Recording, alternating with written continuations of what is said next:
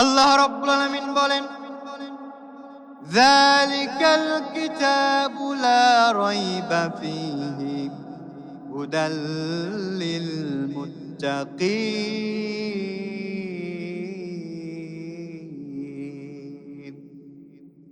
আল্লাহ রাব্বুল আলামিন বলছেন, ও দুনিয়ার মানুষেরা তোমরা শোনো, তোমাদের জন্য করে যে কোরআনে কারীম আমি নাজিল করে দিয়েছি, এই কিতাবের ভিতরে কোনো ভুল নাই, এই কিতাবের ভিতরে কোনো ডাউট নাই, কোনো সন্দেহ নাই। সন্দেহ আছে এই কথা বলারও কোনো অবকাশ আমি রাখি নাই, কারণ আল্লাহ তাআলা নিজেই বলছেন, লা রাইবা ফি হুদাল লিল মুত্তাকিন। ও দুনিয়ার মানুষেরা, আমি যে কোরআনে কারীম নাজিল করে দিয়েছি, এই কোরআনের ভিতরে বিন্দু মাত্র কোনো সন্দেহ নাই। পড়েন সুবহানাল্লাহ। তাহলে প্রিয় ভাইরা, প্রিয় বন্ধুগণ, বলেন তো কোরআনে কারীমের এক নাম্বার বৈশিষ্ট্য, কোরআনের ভিতরে কোনো সন্দেহ আছে? ভালো করে বলেন, আছে? যারা বলবে কোরআনের ভিতরে কোনো সন্দেহ আছে, আল্লাহ বলছেন, বান্দারা আমি চ্যালেঞ্জ ছুড়ে দিলাম, তোমাদেরকে ওপেন চ্যালেঞ্জ দিয়ে দিলাম, যদি তোমরা বলতে পারো কোরআনের ভিতরে কোনো সন্দেহ আছে, তাহলে আমি আল্লাহ বলে দিলাম, কোরআনের মতো কোনো কোরআন তোমরা বানিয়ে নিয়ে আসো। আল্লাহু আকবার। আল্লাহ বললেন কোরআনের মতো কোনো কোরআন বানাও। এরপর আল্লাহ সহজ করে দিলেন, যদি তাও না পারো, কোরআনে যে 114টি সূরা আছে, এই 114টি সূরার ভিতরে একটি মাত্র সূরার মতো অনুরূপ কোন সূরা নাজিল করে নিয়ে আসো। এরপরে আল্লাহ বলছেন, তাও যদি না পারো, তাহলে আমি আল্লাহ বলে দিলাম, ও দুনিয়ার মানুষেরা তোমরা শোনো, কোরআনে কারীমের যে আয়াতগুলো রয়েছে 6666টি, মতান্তরে 6626টি আয়াত রয়েছে। এতগুলো আয়াত তোমাদেরকে বানানো লাগবে না। এর ভিতরে 6626টি আয়াতের ভিতরে তোমরা মাত্র একটি আয়াতের মতো কোন আয়াত বানিয়ে দেখাও। দুনিয়ার মুসলমানেরা বলেন তো, দুনিয়ার কোন মানুষ কোরআনের মতো কোন কোরআনের আয়াত বানাতে পারবে নাকি? কথা বলেন, পারবে? পারবে। আল্লাহ এরকম চ্যালেঞ্জ যখন ছুড়ে দিলেন, নবী করিম সাল্লাল্লাহু আলাইহি সাল্লামের কাছে ছোট্ট আয়াতে কারিমা নাজিল হয়ে গেল। আল্লাহ রাব্বুল আলামিন আয়াত নাজিল করে দিলেন, ইন্না আ'তাইনাকাল কাউসার ফাসাল্লি লিরাব্বিকা ওয়ানহার। দুইটি আয়াত নাজিল হয়ে গেল।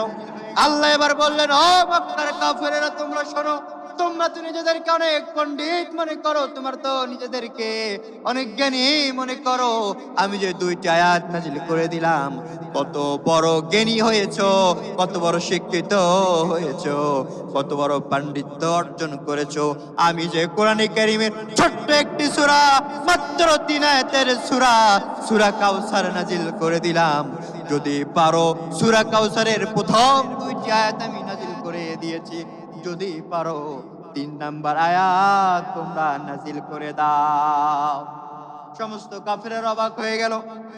সমস্ত লোকদেরকে ডাক দেওয়া হলো, পণ্ডিতকে ডাক দেওয়া হলো।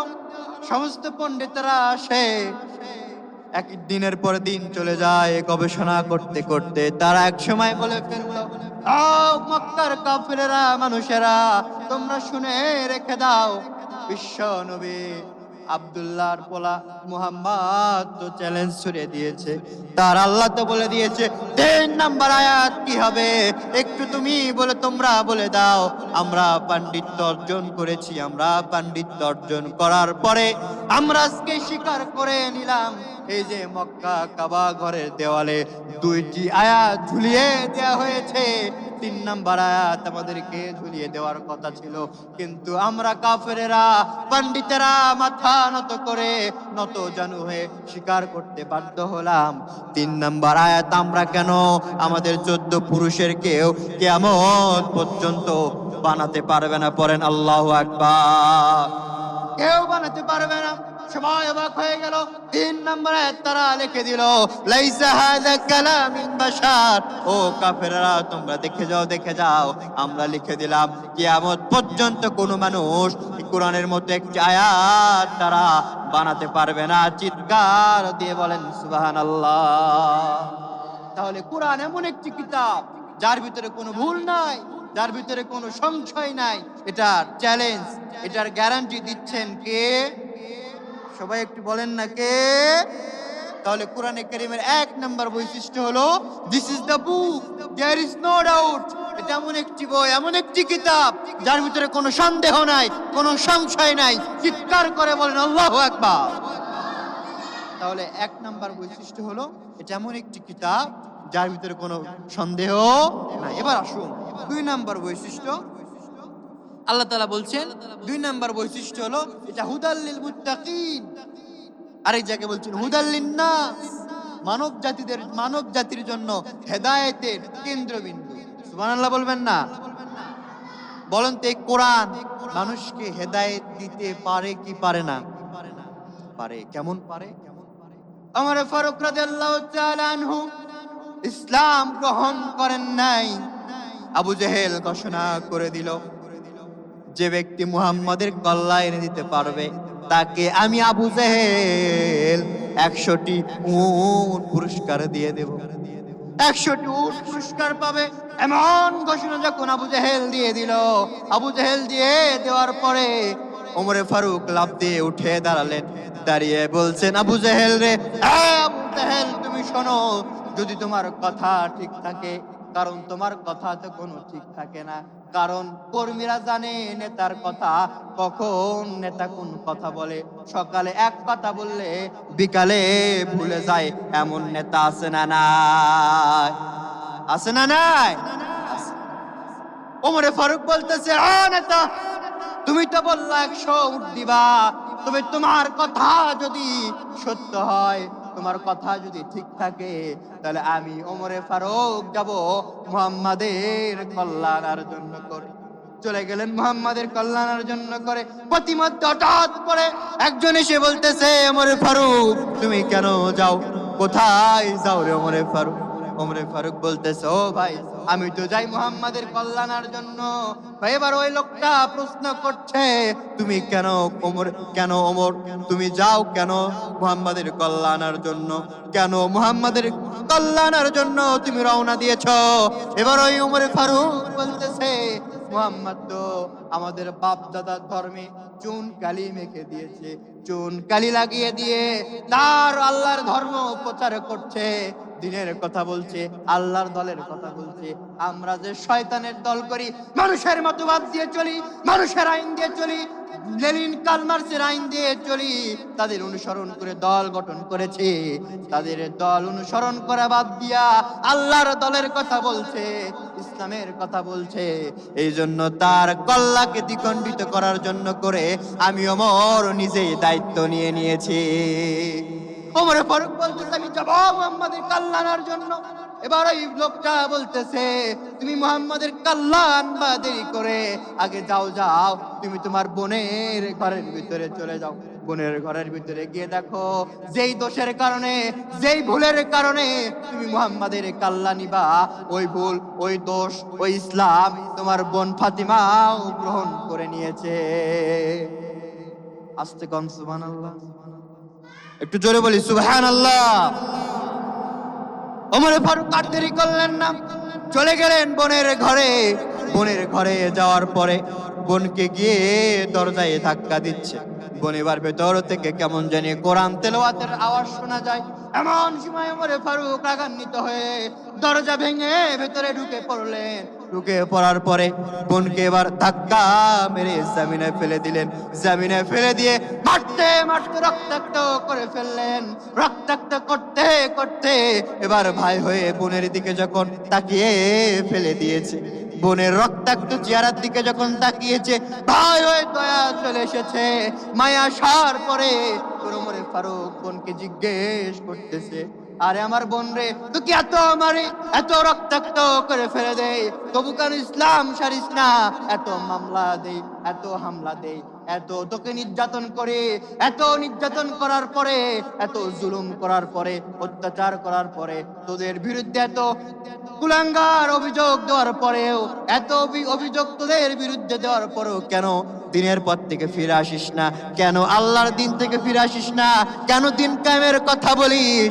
এত মামলা হামলা দেওয়ার পরে ওমরে ফারুক বলতেছে, বোন রে, এত নির্যাতন করি, কেন তুমি ইসলাম ত্যাগ করো না? কেন নবীর ধর্মকে ত্যাগ করে দিয়া আমার ধর্মে চলে আসো না? এবার ওমরে ফারুকের বোন বলছে, ভাইয়া, ও ভাইয়া, তুমি শোনো, তুমি যদি আমাকে মারতে মারতে মেরেও ফেলে দাও রে ভাইয়া, আমি তোমাকে বলে রেখে দেই, যে ধন পেয়েছি, যে সম্পদ পেয়েছি, এই সম্পদ জীবন দিয়ে দেব, তবু ছাড়বো না, তবু আমি ছাড়তে পারবো না। ওমর ফারুক অবাক হয়ে গেলেন। ওমর ফারুক বলতেছে, বোন রে, কোন কারণে, কিসের জন্য এত মায়া, কিসের জন্য জীবন দিয়ে দিবা, তবু আমার কাছে আত্মসমর্পণ করবা না? এবার বোন বলতেছে, ভাইয়া, আমি ইসলাম ধর্ম গ্রহণ করে নিয়েছি, আল্লাহর কাছে আত্মসমর্পণ করে নিয়েছি, ও ভাইয়া, আমি ইসলাম ত্যাগ করতে পারবো না। এবার ওমর ফারুক বলতেছে, কি পড়তেছিল আমাকে একটু দাও। এবার যখন ওই কোরআনে কারীম নেবে, কোরআনে কারীমের কিছু অংশ যখন হাতে নিতে চায়, ওমরে ফারুকের বোন বলতেছে, ভাইয়া রে, ভাইয়া, তুমি তো নাজাসাত, তুমি তো অপবিত্র, ঈমান আনো নাই, কাফের এখনো আছো, তুমি তো অপবিত্র অবস্থায় আমার কোরআনে কারীম ধরতে পারবা না। এবার যখন এরকম করে বলে ফেললো, ওমরে ফারুকের বোন ফাতিমা ওমরে ফারুককে নিজ হাতে ওযু করায় দিলেন। ওযু করায় দিয়া যেই মাত্র কোরআনটা হাতে দিয়েছে, দুই এক লাইন পড়ার পরে ওমরে ফারুক অবাক হয়ে গেলেন। ওমরে ফারুকের এই তেলাওয়াত করার কারণে অন্তরের ভিতরে যিনি নূর দিয়ে দিয়েছেন, আওয়াজ করে বলেন তো তিনি কে? আল্লাহ নূর দিয়ে দিয়েছেন। নূরের তাজাল্লি যখন অন্তরে ঢুকে গেছে, ওমর ফারুক বলতেছে, ও বোন, আমি আর দেরি করব না, এসেছিলাম মুহাম্মাদের কল্লা দ্বিখণ্ডিত করে দেওয়ার জন্য করে, এই তরবারি আমি মুহাম্মাদের সামনে নিয়ে যাব রে বোন, আমি যাব মুহাম্মাদের সামনে। কোথায় আছে মুহাম্মদ, বলে দাও। বোন যখন বলে দিল, চলে গেল বিশ্বনবীর দরবারে। বিশ্বনবীর দরবারে যখন আসতেছে, পাশে ছিল বিশ্বনবীর চাচা হামজা রাদিয়াল্লাহু তাআলা আনহু। হামজা রাদিয়াল্লাহু তাআলা আনহু বলতেছেন, ইয়া রাসূলুল্লাহ, ইয়া হাবিবাল্লাহ, ওই যে আসতেছে ওমর তো আসতেছে নাঙ্গা তরবারি নিয়া, আপনাকে মেরে ফেলার জন্য করে আসতেছে। এবার বিশ্বনবী বলতেছেন, ও চাচা, আপনি চিন্তা করিয়েন না। নবীর চাচা বলতেছে, নবী, আপনি একটাবার আদেশ দেন, একটাবার অনুমতি দিয়ে দিলে আমি হামজা নিজের জীবন বাজি রেখে ওমরকে আপনার কাছে আসতে দেব না। পড়েন সুবহানাল্লাহ। আপনার কাছে আসতে দেব না। এই কথা যখন বললেন, বলার সঙ্গে সঙ্গে আমার নবী বলছেন, চাচা, আপনি উত্তেজিত হবেন না গো চাচা, আপনি জানেন না আমি গত রাত্রিতে আল্লাহর কাছে দোয়া করেছিলাম, আমার মনে হয় আমার দোয়া আল্লাহ কবুল করে নিয়া ওমরকে ইসলামের জন্য কবুল করে নিয়েছে। ওমরে ফারুক চলে আসতেছে বিশ্বনবীর সামনে। বিশ্বনবীর সামনে যখন চলে আসে, ওমরে ফারুক এসে বলছে, ইয়া রাসূলুল্লাহ, ইয়া হাবিবাল্লাহ, এই যে তরবারি দেখতেছেন, মাসনুন সাইফুন, মাসনুন সাইফুন, এই যে উলঙ্গ তরবারি দেখতেছেন, এই তরবারি নিয়ে এসেছিলাম আপনার ঘর থেকে কাল্লাকে দ্বিখণ্ডিত করে দেওয়ার জন্য করে। কিন্তু আমি যখন আর কোরআনের কারিমের কিছু আয়াত পাঠ করেছি, আল্লাহ আমার অন্তরে নূর দিয়ে দিয়েছে, হেদায়েত দিয়ে দিয়েছে। আমি আর এই তরবারি দিয়ে আপনাকে হত্যা করব না গো রাসূল, আমার এই তরবারি আপনাকে রক্ষা করার জন্য বাজি রেখে দিলাম। পড়েন সুবহানাল্লাহ। তাহলে প্রিয় ভাইরা, প্রিয় বন্ধুগণ, আমাকে বলেন তো, ওমর ফারুকের হৃদয়ে কোরআন কারীম হেদায়েত দিয়ে দিয়েছিল, তাহলে এখন বলেন তো, কোরআন কারীম মানুষকে হেদায়েত দিতে পারে কি পারে না? পারে কি পারে না? এই কোরআন মানুষকে হেদায়েত দেয়। সেই জন্য আল্লাহ তাআলা বলছেন, কোরআন কারীমের 2 নাম্বার বৈশিষ্ট্য হলো, এটা এমন একটি কিতাব, এমন একটি বই যা মানুষকে হেদায়েত দেয়। হুদাল লিন্নাস, হুদাল লিল মুত্তাকিন। তাহলে 2 নাম্বার বৈশিষ্ট্য, এটা হেদায়েতের কিতাব।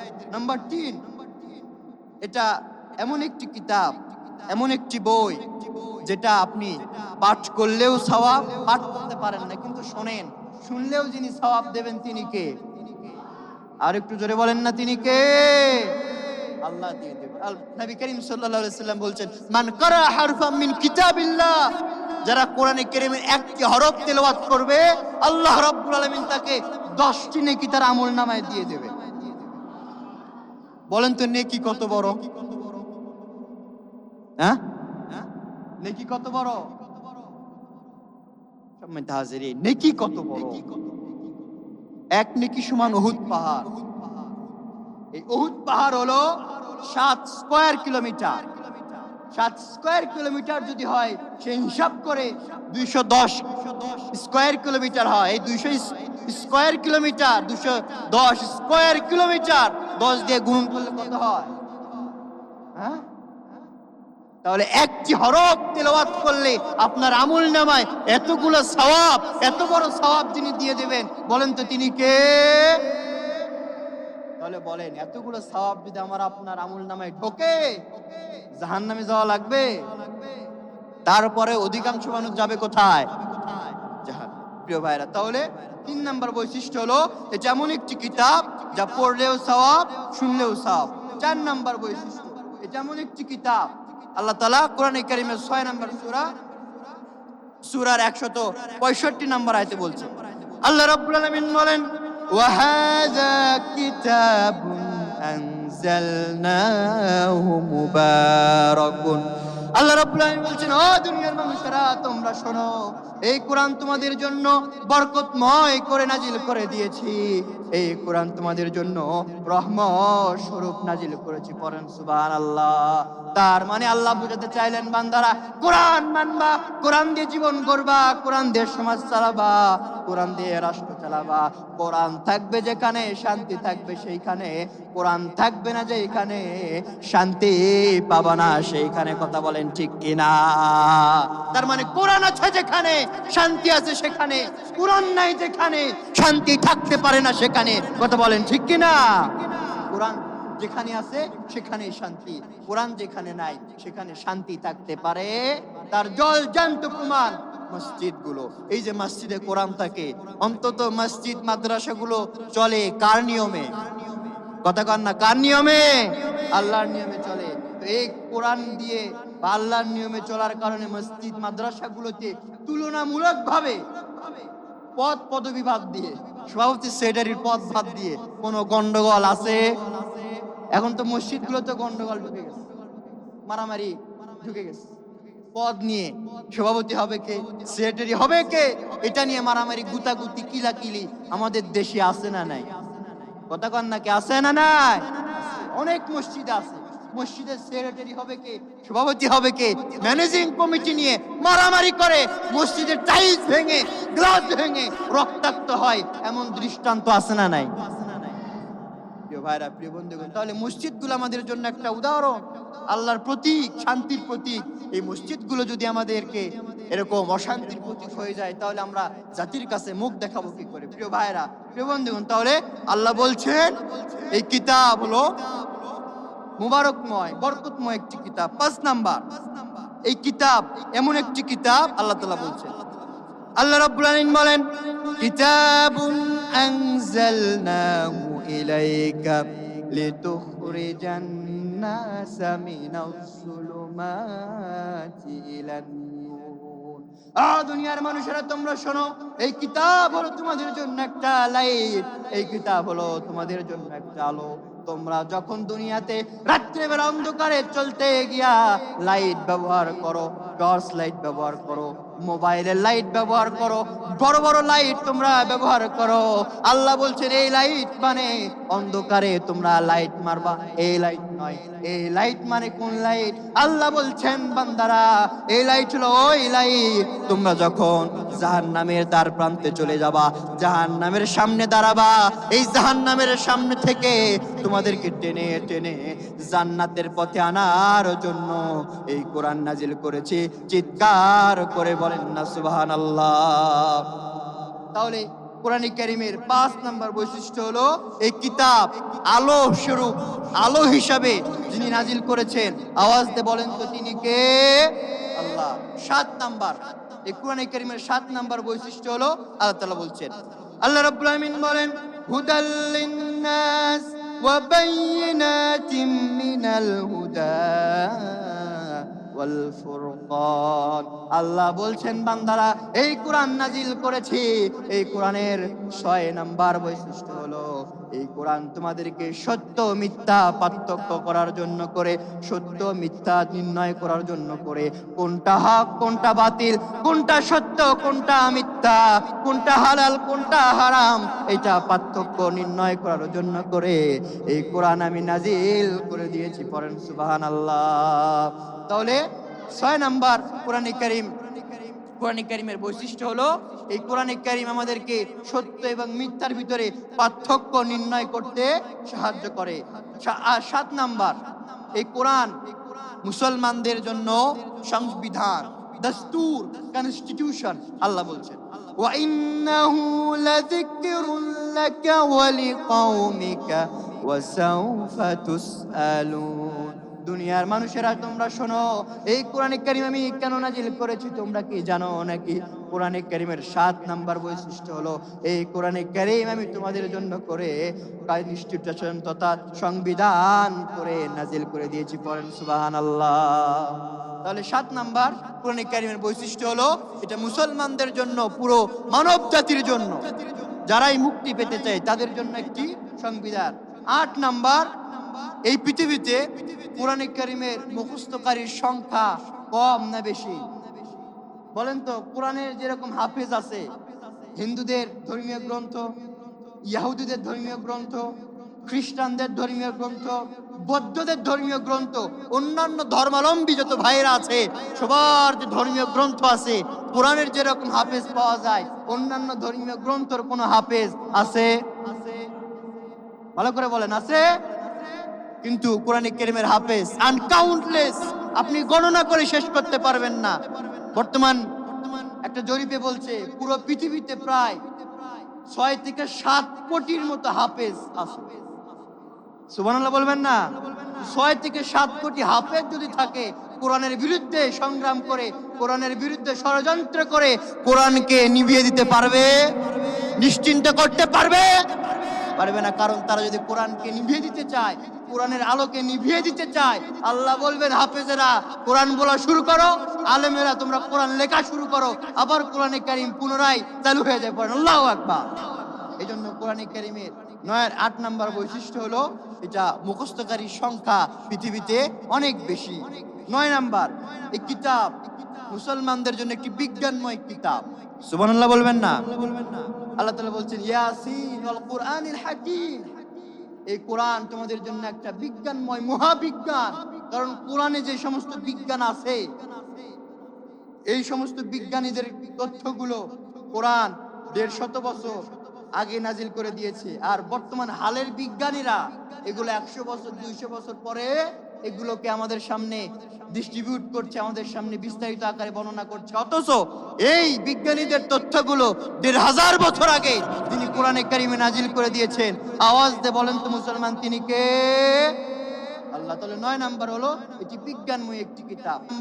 10 নাম্বার এটি মুসলমানদের ওয়াজের কিতাব। আল্লাহ তাআলা বলছেন হাদা বায়ানুল লিন্নাস, এটা মুসলমানদের জন্য ওয়াজের কিতাব। এখান থেকে মুসলমানদেরকে ওয়াজ করে শোনাতে হবে। কোরআন হাদিসের বাইরে বাবার কিচ্ছা, দাদার কিচ্ছা, বাইম মাসের কিচ্ছা, সাপের কিচ্ছা বলে মানুষদেরকে বিভ্রান্ত করা যাবে না, বরং কেবলমাত্র শুধুমাত্র কোরআন হাদিস থেকে মানুষদেরকে সতর্ক করতে হবে। এই হুকুম কার? আসতে বলবেন না কার? 11 নাম্বার এই কিতাব হচ্ছে মুমিনদের জন্য শিফা। অনুনাজ্জিলু মিনাল কুরআনি মা হুয়া শিফা। আল্লাহ তাআলা বলছেন এই কোরআন মুমিনদের জন্য শিফা। কোন শিফা? মুমিনদের সমাজে যতগুলো ব্যাধি আছে, এই শিফা মানে শুধুমাত্র শরীরের যে ব্যথা, শরীরের যে অসুখ আছে, এই শিফা নয়। এই শিফা মানে হলো সমাজের কোথায় কোন অসঙ্গতি রয়েছে, সমাজের কোন জায়গায় ঘুণে ধরেছে, কোন জায়গায় পোকাই খাচ্ছে, কোন জায়গায় শয়তানে ধরেছে, এই সমস্ত জায়গাগুলো চিহ্নিত করে এই সমস্ত অসুখগুলো দূর করার জন্য কোরআন যিনি পাঠিয়েছেন বলেন তো তিনি কে? আল্লাহ। তাহলে 12 নাম্বার এই কোরআন মুসলমানদের ইমানদারদের ইমান বৃদ্ধি করে দেয়। 13 নাম্বার, এই কোরআন মুসলমানদেরকে মানুষদের পক্ষে কিয়ামতের ময়দানে সাক্ষ্য দেবে। তার মানে কোরআন হলো মুসলমানদের জন্য, মানুষদের জন্য সুপারিশকারী। আবার এই কোরআন মানুষদেরকে সুপারিশ করে জান্নাতে নিয়ে যাবে, আবার এই কোরআন মানুষের বিপক্ষে সুপারিশ করে জাহান্নামে নিয়ে যাবে। তাহলে কোরআনে কারিমের 14 নম্বর বৈশিষ্ট্য হলো এই কিতাব এমন একটি কিতাব, যে কিতাবের মতো কোনো কিতাব পৃথিবীর কেউ কিয়ামত পর্যন্ত চেষ্টা করেও একটি কিতাব বানাতে পারবে না। তাহলে সম্মানিত হাজিরিন, এই 14টি বৈশিষ্ট্য আল্লাহ পাক যেন আমাদেরকে স্মরণ রেখে আমল করার তৌফিক দান করেন। আমিন।